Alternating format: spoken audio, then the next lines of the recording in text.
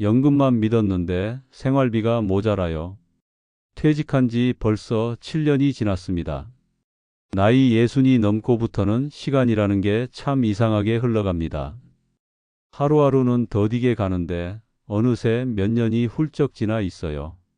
아침에 눈을 뜨면 제일 먼저 떠오르는 생각은 이겁니다. 오늘도 돈을 써야 하는데 남은 돈이 얼마나 있지? 퇴직 당시에는 그리 걱정이 많지는 않았습니다. 국민연금이 있고 회사에서 받은 퇴직금도 있었으니까요. 아내도 큰 병 없이 건강했고 아이들도 각자 자리 잡고 살고 있었어요. 오히려 은퇴를 기다리고 있었습니다. 매일 아침 똑같은 시간에 일어나고 사람 눈치 보며 하루를 보내는 직장 생활이 힘들었거든요. 이제는 좀 여유 있게 살 수 있겠지 그렇게 생각했습니다. 퇴직하고 처음 맞이한 봄은 참 좋았습니다. 늦잠도 자고 아내랑 동네 공원 산책도 하고 버스를 타고 근처 사찰에도 다녀왔습니다. 처음 몇 달은 마치 휴가를 온 것처럼 기분이 좋았습니다. 그런데 문제는 그 다음부터였습니다. 매달 들어오던 월급이 끊기고 통장에는 연금 130만 원만 꼬박꼬박 들어왔습니다. 퇴직금은 일부 정기예금으로 묶어뒀고요. 그걸 꺼내 쓰는 건 왠지 모르게 불안했어요. 마지막 버팀목 같아서. 처음엔 검소하게 살았습니다. 외식도 줄이고 불필요한 지출은 최대한 줄였습니다. 그래도 매달 나가는 고정비는 만만치 않았습니다. 전기세, 가스비, 수도세, 관리비, 통신비 이 다 합치면 기본으로 50만 원이 넘습니다. 거기에 두 사람이 먹는 식비만 해도 한 달에 40만 원은 듭니다. 병원 갈 일이 생기면 10만 원, 20만 원은 금방 나가요. 그렇게 한 달을 살다 보면 연금은 바닥나고 결국 예금에 손이 가더군요. 아내는 몇 년 전부터 고혈압과 당뇨약을 복용 중입니다. 병원비는 보험으로 어느 정도 해결되지만 약값은 제법 됩니다. 저는 무릎 관절이 좋지 않아서 정형외과에 자주 갑니다. 가끔 물리치료도 받죠. 병원 다니는데 드는 돈도 만만치 않습니다. 처음에는 이 정도쯤이야 했는데 매달 병원비가 3,040만 원을 넘는 달도 생기고 어느새 예금 잔고가 줄어들기 시작했습니다. 게다가 손주들이 생기면서 명절이나 생일마다 용돈을 챙겨줘야 했습니다. 작은 돈이라도 챙겨주지 않으면 괜히 마음이 쓰이거든요. 할아버지는 왜 아무것도 안 줘? 라는 말 들을까봐 몇만 원씩이라도 봉투에 담아주곤 했습니다. 그렇게 아끼고 또 아껴도 돈은 새어나갔고 어느새 퇴직금 예금 잔고는 절반 이하로 줄었습니다. 그렇다고 어디 나가서 일을 하자니 몸이 예전 같지 않습니다. 허리도 아프고 다리도 무겁고 눈도 침침합니다. 예전엔 운전이라도 했지만 지금은 오래 운전하는 것도 힘들어요. 동네 마트에서 단기 알바라도 할까 싶어 알아봤지만 경쟁도 치열하고 하루 종일 서 있어야 한다고 해서 포기했습니다. 무엇보다 이 나이에 무슨 알바야라는 자존심도 발목을 잡았습니다. 주변 친구들 이야기 들어보면 나만 이런 건 아니더군요. 대부분 연금만으로 생활하기 빠듯하다고 합니다. 어떤 친구는 퇴직금으로 자식집 사는데 보태주고 지금은 월세살이를 한다고 해요. 어떤 분은 자식 결혼 자금으로 거의 다 써서 남은 게 없다고 하고요.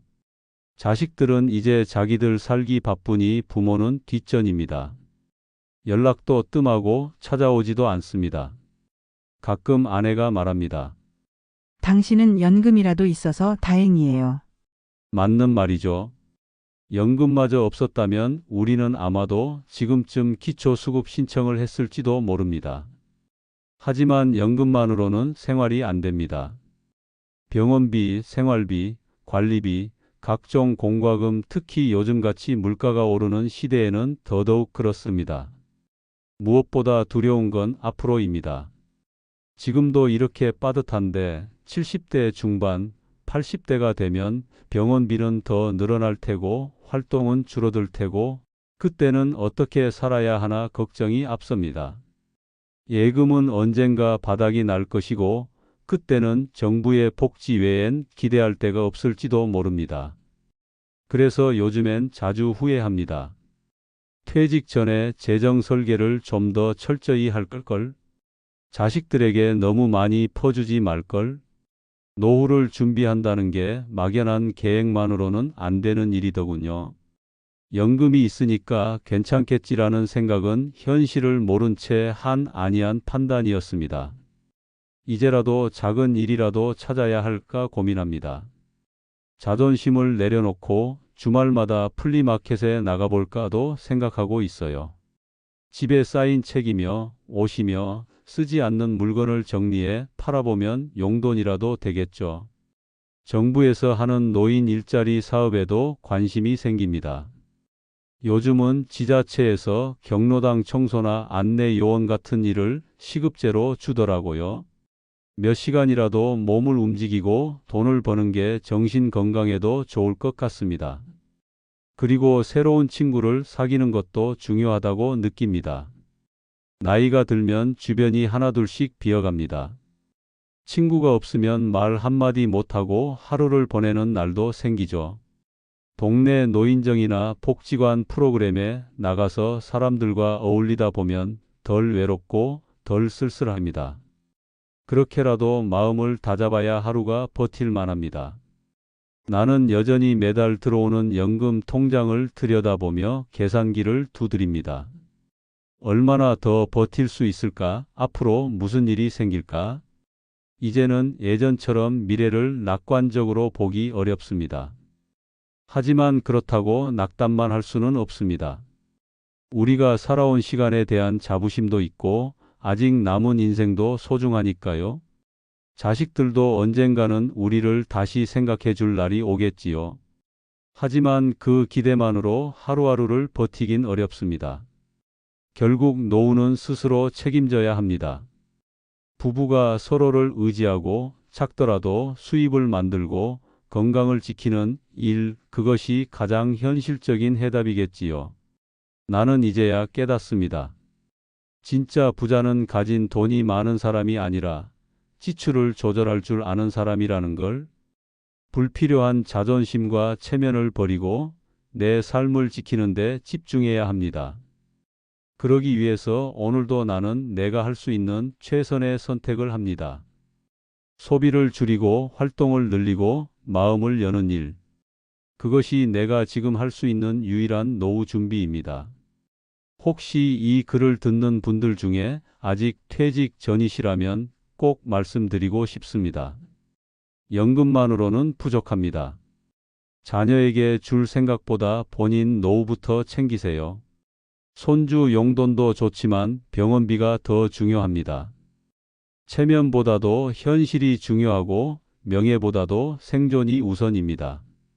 지금도 가끔 후회가 듭니다. 조금 더 이기적일 걸, 조금 더 냉정할 걸. 하지만 이제는 후회보단 실천입니다. 남은 인생을 스스로 책임지는 것, 그것이 진정한 노후 준비입니다.